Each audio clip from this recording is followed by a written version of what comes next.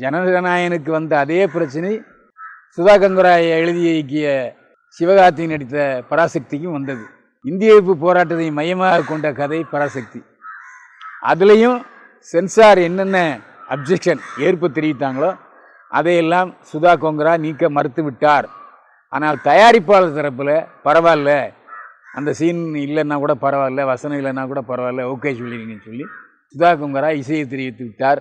எனவே தணிக்கை சான்றிதழ் வருவதற்கு வாய்ப்பு அதிகம். ஆக திமுக தரப்பில் தயாரிக்கப்பட்ட பராசக்திக்கும் சிக்கல், தமிழ்நாடு வெற்றி கழக தலைவர் நடித்த ஜனநாயகன் படத்துக்கும் சிக்கல். ஆனால் ஊருக்கு இலட்சம் பிள்ளையார் கோவில் ஆண்டிங்கிற மாதிரி அமித்ஷா பெயரும் பிரதமர் மோடியினுடைய பெயரும் பாரதிய ஜனதா பெயரும் தாறுமாற அடிபடுது. ஆனால் நம்மை பொறுத்தவரையில் அது தவறான தகவல். சென்சார் போர்டு யாருடைய பேச்சையும் கேட்காது.